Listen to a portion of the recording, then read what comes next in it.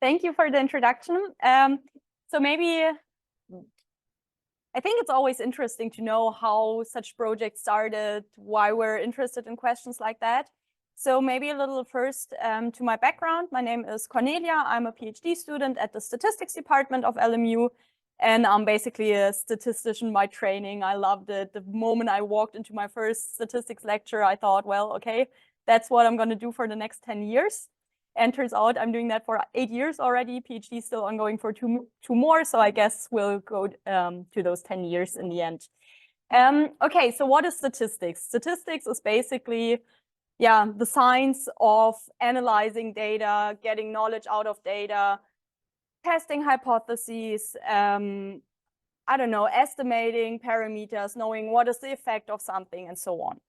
And basically what I learned in the very, very beginning, and what was always very important, is to never just trust a number, never just trust one result, never just trust one estimate. It was always about, okay, how certain are we, or how big is the uncertainty? And uncertainty is often measured as variance. So how much do results vary? What happens if we repeat our experiment? And so on.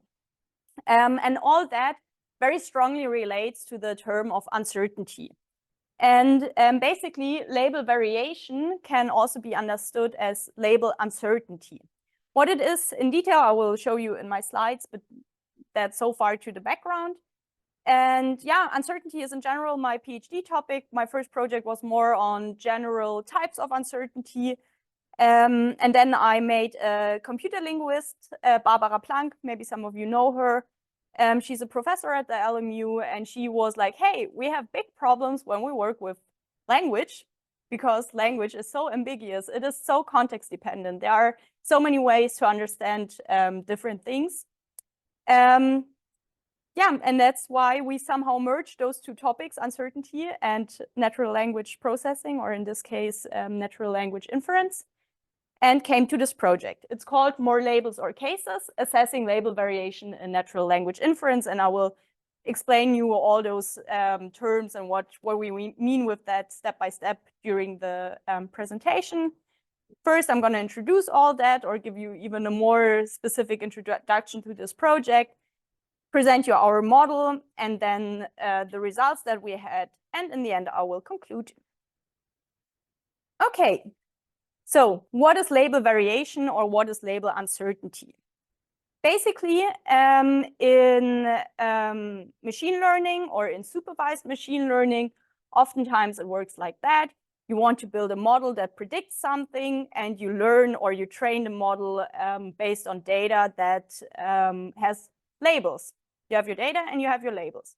But what happens now if the labels that you get, or the labels that you have, don't represent one single ground truth, but there is variation in them? And this is actually what we observe in, for example, the natural language inference, which I will present in a second. So basically, this disagreement exists. I will show you later the data set that we used, which had 100 annotations by 100 different people for all of the instances. So basically, we have 100 labels, and they are not necessarily the same. Some people say one class, some people say the other. And the problem is, if we just discard this information that we have on this uncertainty, we lose information, and we lose basically the knowledge that we already had in the data.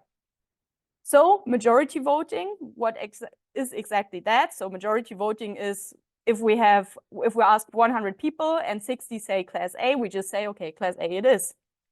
But this is not a trustworthy representation. And if we also have data like that, it's not really clear what should we then take as a ground truth. Can we just say, okay, this variation is a noise? Are there just errors, or is this actually real variation that's inherent?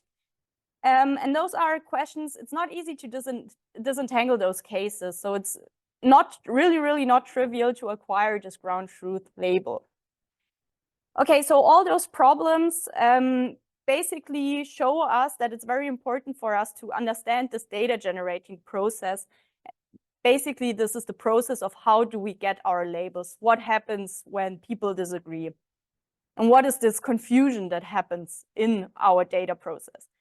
So basically what we want to know is, now if we have a data set like that, or basically any kind of data set where whenever you collect labels, you should really think about, okay, is this variation, is this something that can happen? Is this something that we expect? Are there different people that might have different opinions, or is it not clear? Is the data not clear enough? And that's why different people come to different conclusions. If this is the case, we should really deal with the label variation. And what we did, we then built a model that can work with this variation in the task of natural language inference, but actually it's task agnostic. I will tell a little bit more about that later. So what is natural language inference? Basically, it's the task. Given a context, a statement can be either correct, incorrect, or neither. Then you get two sentences and you have to say, okay, which one is it? Let's look at one example. The very first row here is a boy in an orange shirt sells fruit from a street cart. This is the context, our premise.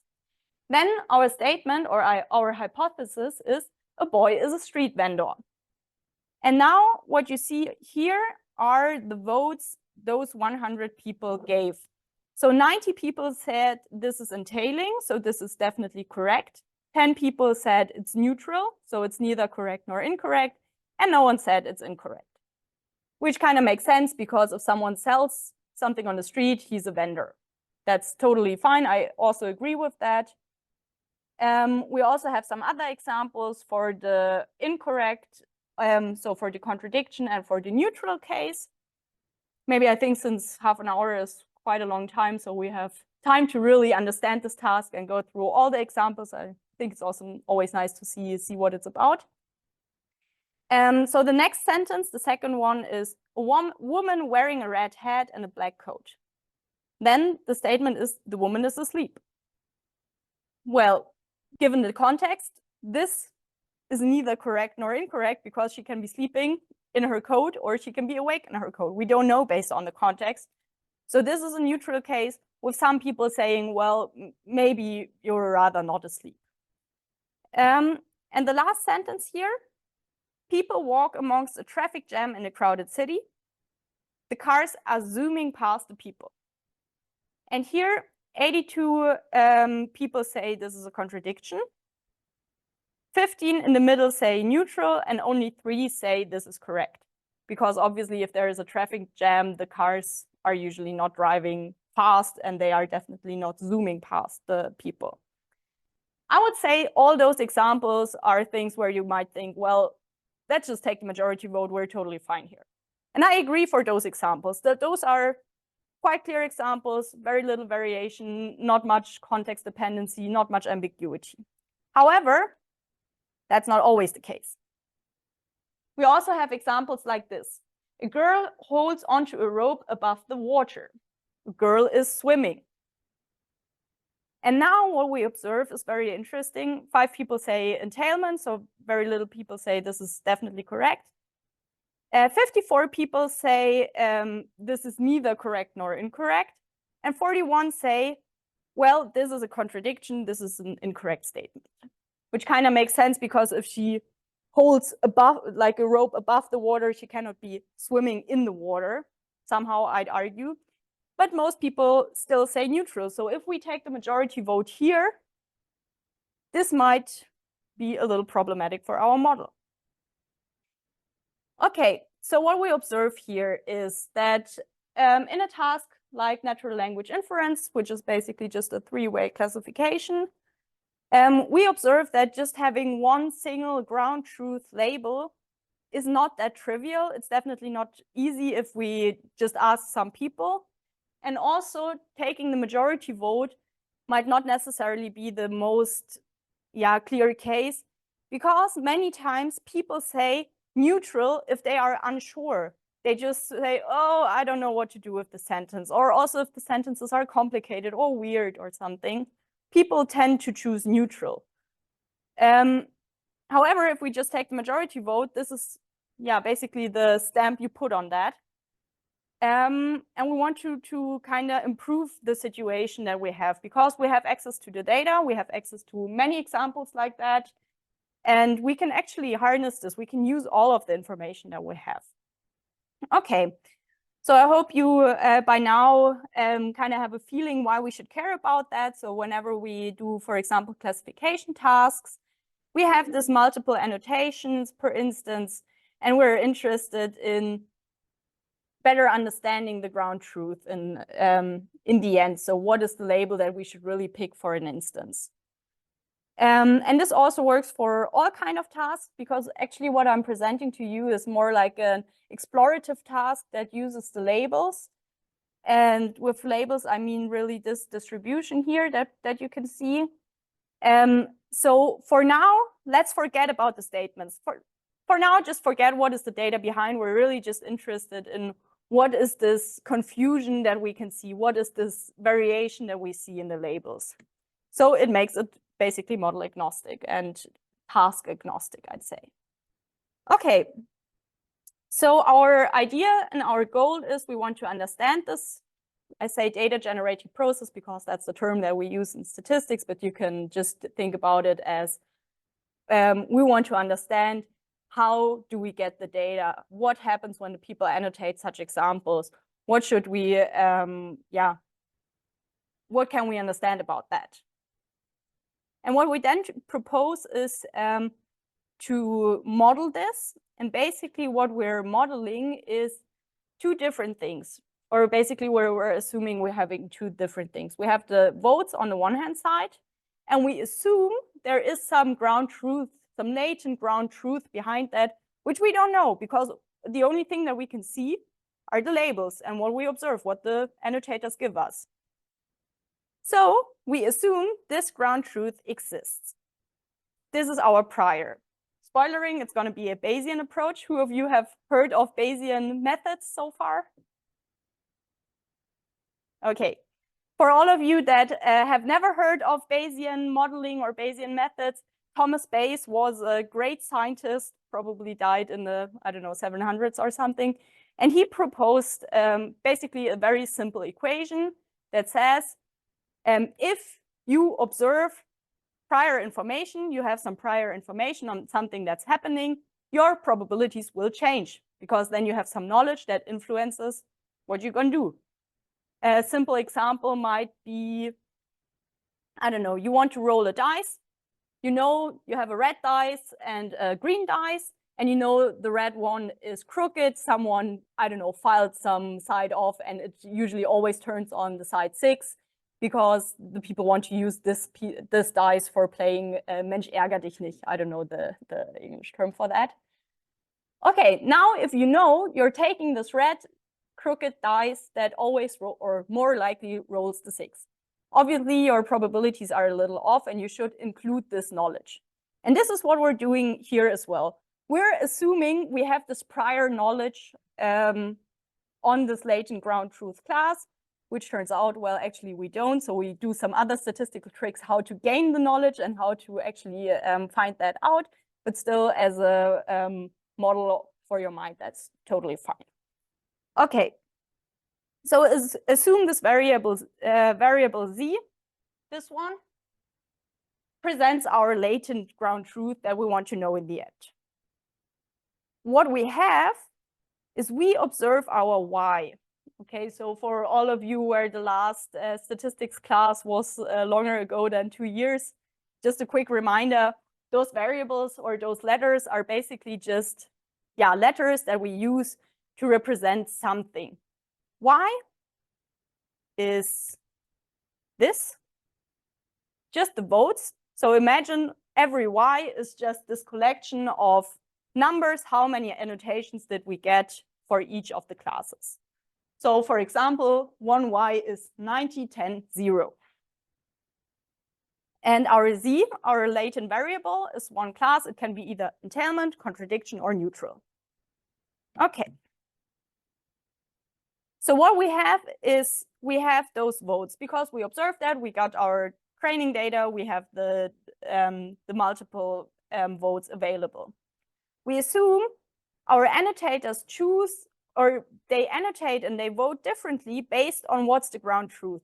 Obviously, if something is a contradiction, people are more likely to give also the vote contradiction because that's what we expect, that what we want people to do. However, since we know that this is a very difficult task and people might be not sure or it might be context dependent, even though we assume this ground truth might be contradiction, people might make choices to vote for neutral, or might even say, well, it's an entailing example. And we want to understand their voting behavior. So how likely is it to give a certain vote for the classes given its entailment, given its neutral, given its contradiction?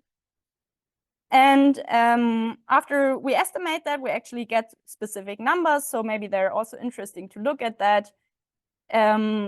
Maybe let's just look at the very first one. So what this numbers basically tell you is the first entry is the probability to vote for entailment. The second entry is the probability to vote for neutral. And the third, probability to vote for contradiction. Given our ground truth, our assumed ground truth would be entailment, we get this. So we get 73 people in expectation vote for the correct one for entailment. However, 24% of the people, so basically 1/4 of the people, still say neutral because they're like, I'm not too sure. Maybe it's not really entailment. I say neutral. Or for whatever reasons they do this.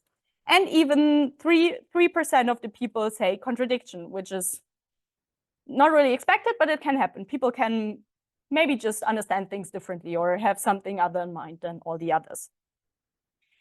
And we now have these numbers for all the three classes. So, and obviously what we observe is it's always most likely to vote for the correct class, so to say, but there is a confusion happening in the other classes.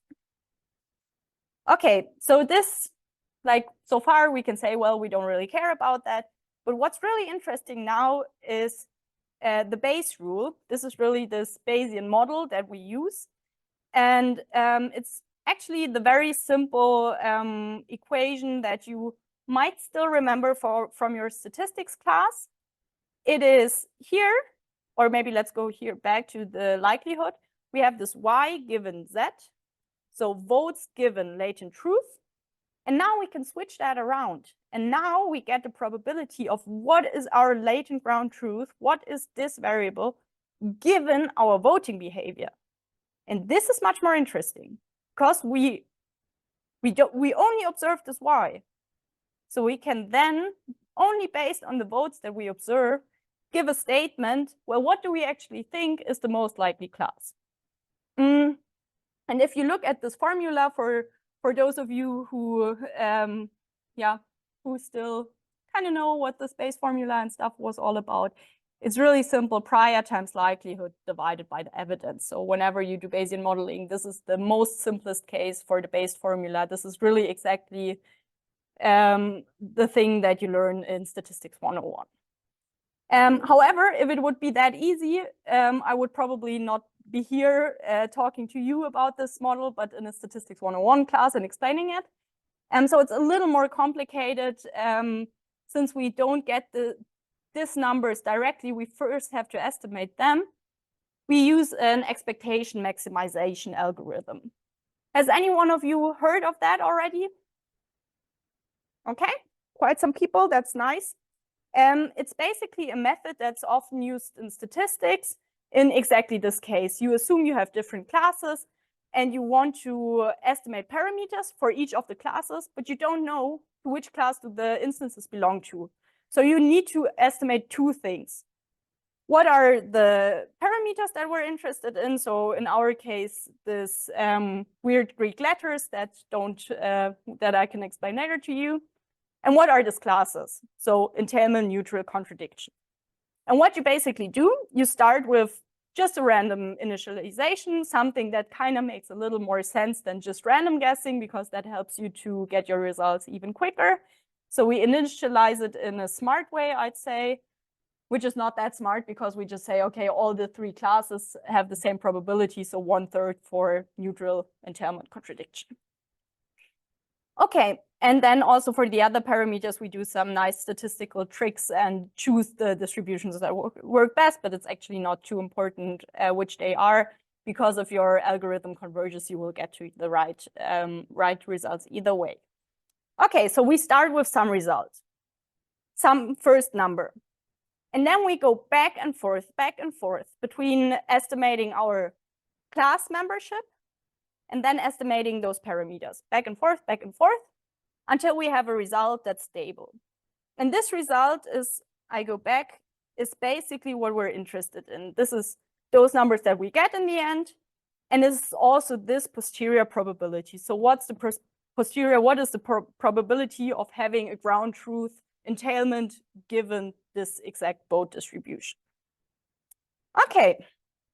I know theory is always hard and boring, and I promise you this was maybe not the last, but at least one of the last slides that is only black and white. Now we will see some colors. Now we will see something that's more pleasing to the eye, which is this. Okay, what is this? This is a plot that tries to describe exactly every point that we observed in this. It's called simplex, but it's basically just a triangle. Okay, so if you remember, we had those this example where we had 90 votes for entailment, 10 for neutral, and no for contradiction. And this is basically a point that lies here, because here is this entailment, 90 votes for entailment. This is the neutral axis, so 10 votes for neutral. So we basically have a point somewhere here. Okay, and if we now plot every single point that we have in this triangle, so everything that we observed, we can also just go back a little to see those examples. So I explained this 90, 10, 10. Then we have 0 for entailment, 87 for neutral, 13 for contradiction. And maybe what's interesting is this last point here. 54 votes for neutral, 41 for contradiction. This is a point that lies somewhere here, because we say neutral was what was it, 40 something, contradiction 50 something, so it's a point somewhere in here. What is special about those points here? The black lines represent how would we choose the classes based on majority vote. So just choosing the one where we have the most votes. It's the black. So this would actually be a point that we choose to be neutral based on the majority vote.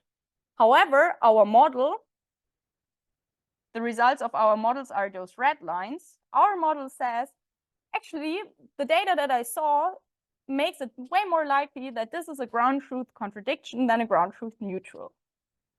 And this is very interesting, because what we can see here, the border between entailment and contradiction is quite stable, exactly at this, basically 50-50 division, which kind of makes sense also from like a logic perspective of what we know about language, about sentences.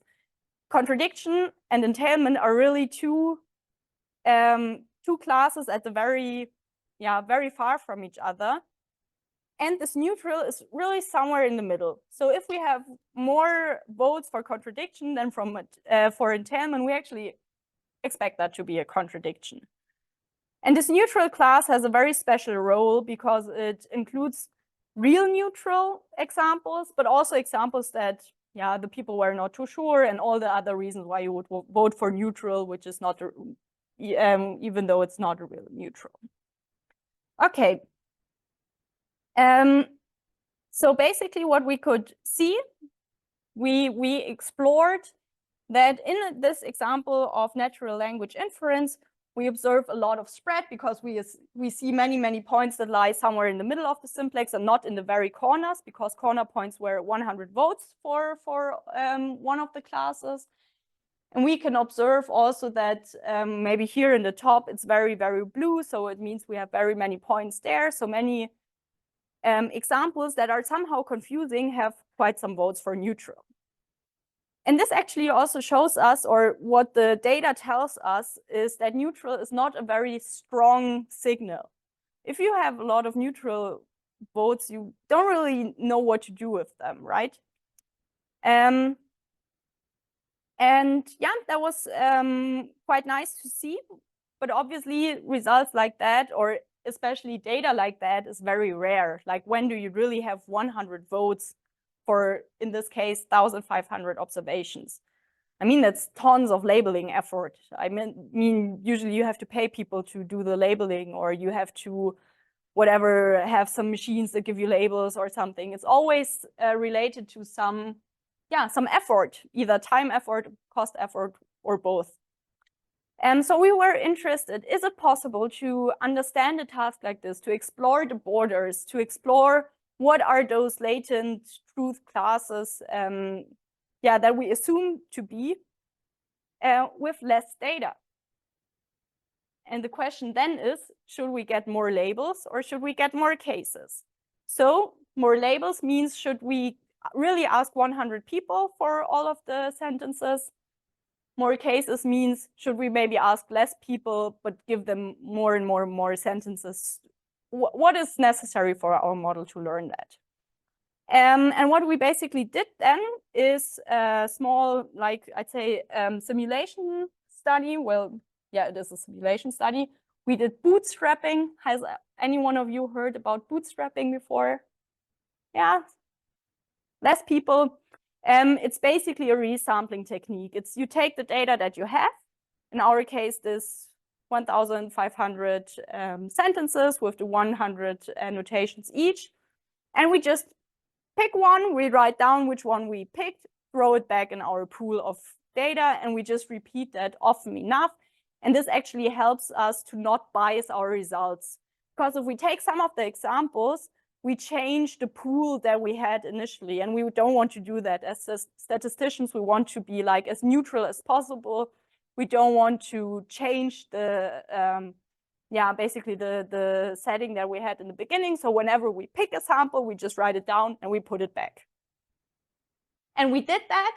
And basically what you can see are those gray lines. So every one of those gray lines is one result of our bootstrap simulation.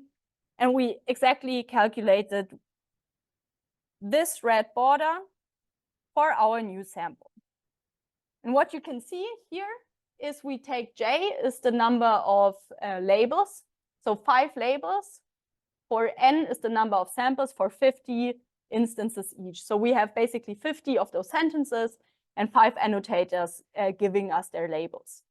Yeah, what we can see, those gray lines are all over the place. Like, they are not stable, they're everywhere. We can't really see anything.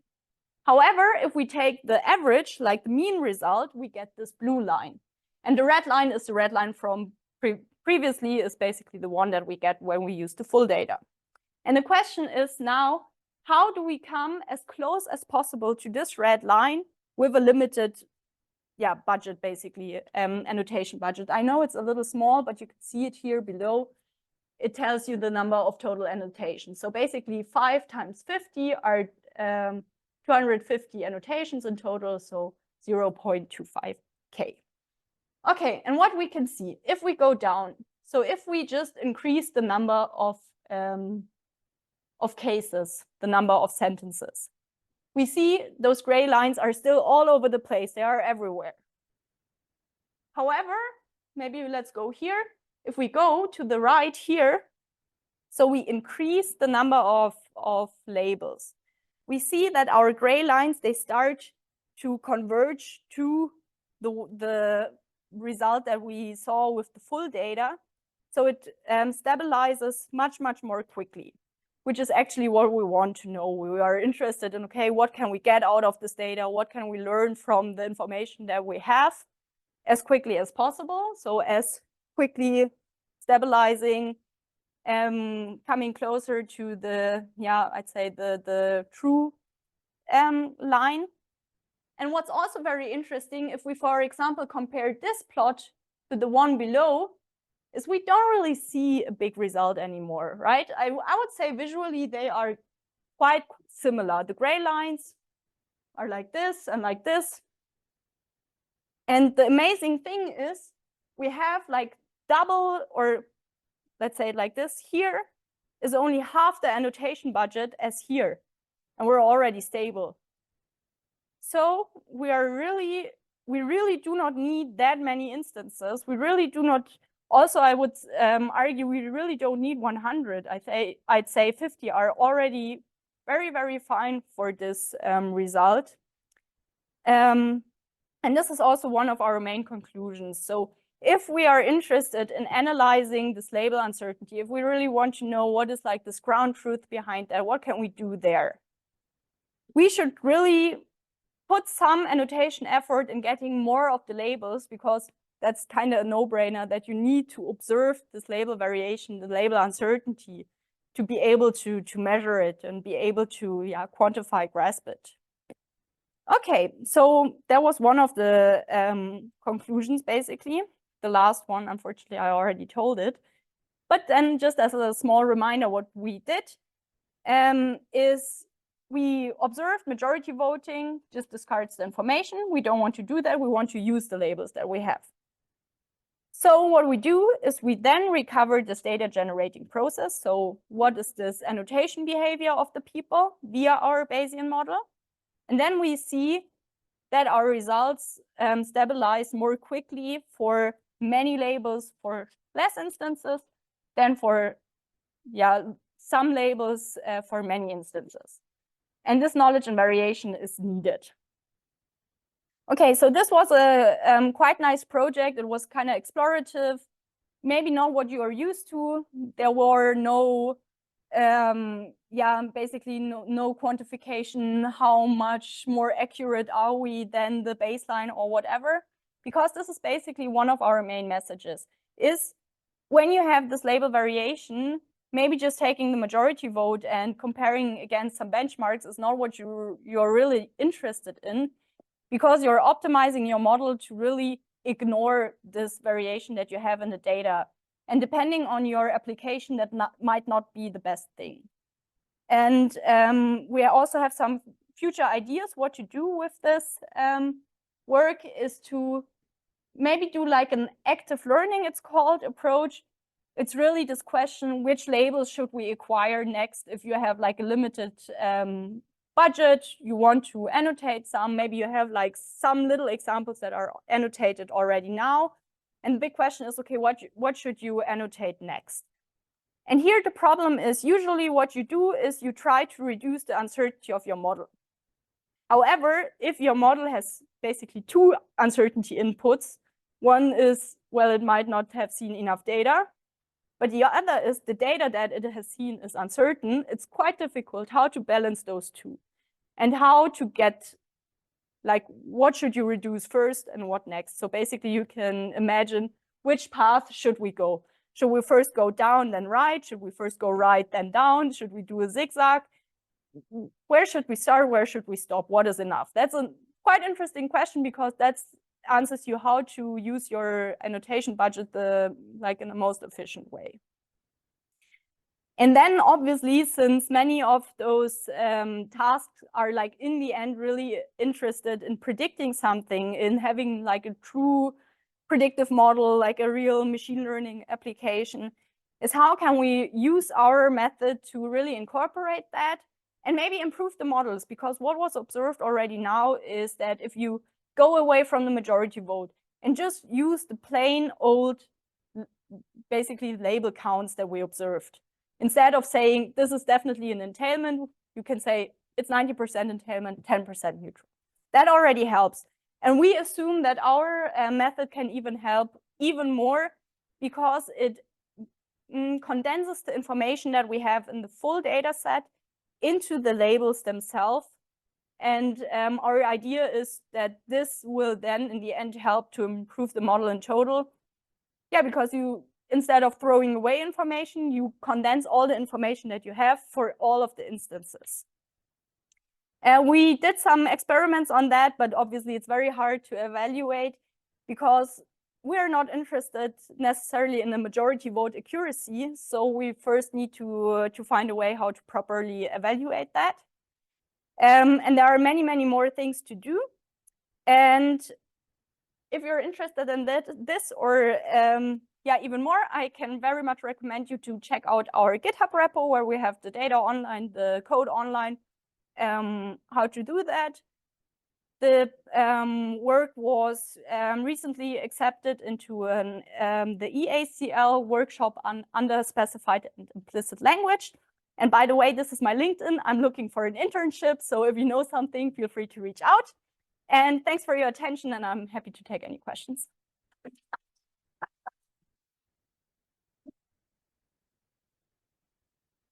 Super. Thank you for your work. It was very interesting.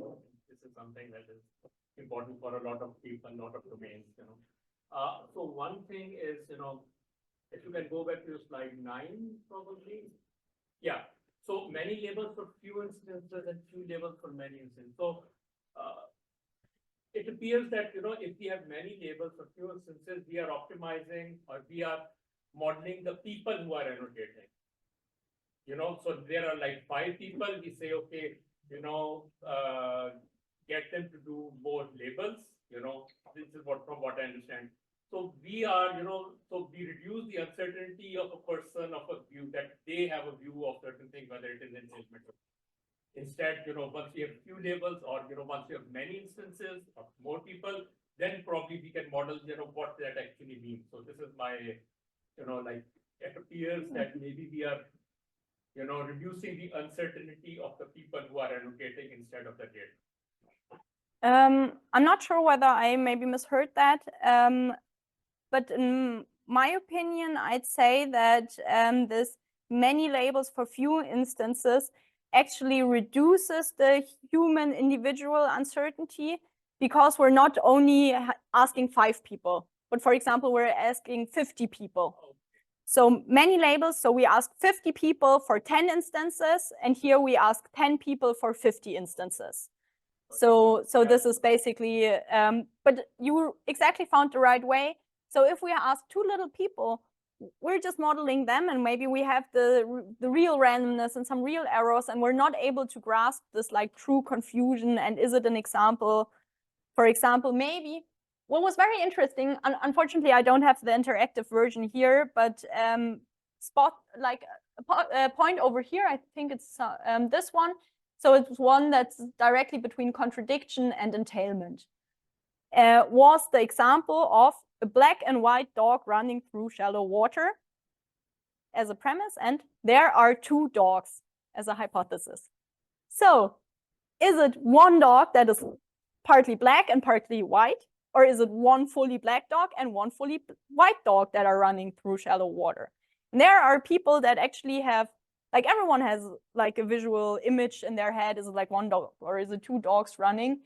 And this is an example. If we only ask, like, I don't know, 2 people, 3 people, we would not be able to capture this, this uncertainty that this might really be an ambiguous example where everyone has the opinion it's either entailment or contradiction.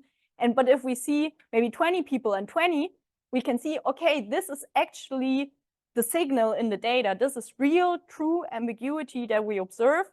And what we observe is this is a point that's very close to the border. So we have a high posterior probability for this class and a high posterior probability for that class. So we are able to capture and observe this uncertainty and quantify it in a way through the posterior probabilities. Yeah, actually, that brings me to the second point, that the analysis that we have done and shown, it is only on the labels. The text is not involved yet. Correct. So if you involve the text, then, you know, you would see that probably there are some instances where there is not an erroneous or not an uncertainty in the annotation, but it is uncertainty like the black and white dog thing. So yeah, bringing in the text is probably important, because definitely, yeah, I totally agree. This was also really just a 7-paper workshop paper, 7 pages workshop paper. So we really didn't have the chance to explore all that. But this is something that we're really interested in, because in the end, you will always have access to both the labels and the data itself. So obviously, it doesn't make sense to discard that totally.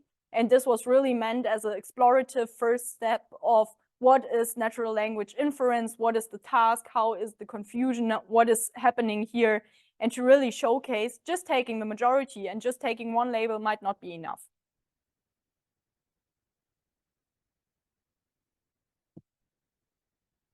for the presentation. I have the work is so interesting. I have a lot of questions. But okay, I just this work is what it's trying to do is that initially you have a category for this, and you are basically changing it based on the observations. And so in 3 of the cases, you are changing it. And what because if you remember the 2017, there was which is attention. Over there, they have used something called level smooth. And what it does, it correct me if I'm understanding that what it does is that instead of considering the hard levels like 1, 0, 0, in your case it would be like the distribution would be 1, 0, 0. It distributes the probability of each one. So 1 epsilon, epsilon by 2, and what is different in this work is that you are learning this epsilon by those more levels, not more samples. Because if you have more samples, it doesn't help because you don't have this rich distribution. So why I'm asking this? Because have you got any chance to look that, okay, each of these cases, I just add a constant epsilon in each of these cases, like not learning the distribution, but just this categorical distribution, I just snake it out and then compare that how much is it different. Now, why I'm saying that in some cases, if you have more samples, in super high J super, in that case, if I add this noise, how much gain we are having, like not numerically, I'm saying the general theoretical, because it would ideally mean the same thing, right? In a way, you get what I'm trying to say, like because the diffusion boundary over here is not as crisp as it was. Right? That's the benefit, and how much to soften it out, or let's say how much relaxed you let it be. That's where the J comes into the picture. More J, it would be much better because you have now less confidence over that decision boundary, which is super strong. That's where the problem comes in, right? Yeah, that's a very good idea, or a very interesting connection that you're observing. But I'd say the difference is that if you just take this epsilon and just smooth your labels a little bit, I think this is also mainly done for like numerical reasons, that your loss is not that like sharp, but you're like smoothing it out a little bit. And what we are doing here is we're really taking all the data that we have into account at the same time, because we used, in this plot at least, we used the full data to estimate that. And so we really incorporate this task-specific confusion that is happening in the annotation, and we're modeling that and we're capturing that. So I'd say depending on what your total goal is. So if you actually have a task that doesn't have much variation in there, maybe it's very simple examples. I don't know what examples could be simple or not, but there definitely are some. Then obviously this method is not needed and smoothing would be totally fine. However, if there really is this variation due to different reasons and it's not that clear and the majority vote is not always the truth and maybe different opinions are actually valid, then I'd say it still brings much improvement into understanding the total task to incorporate the total confusion that's happening there. But yeah, obviously smoothing goes already in the right direction of allowing for errors to happen. And this is what smoothing does. You don't say, I'm 100% sure this is the correct label, but you say, I'm, I don't know, 99% sure, and there is still 1% chance that the label is off.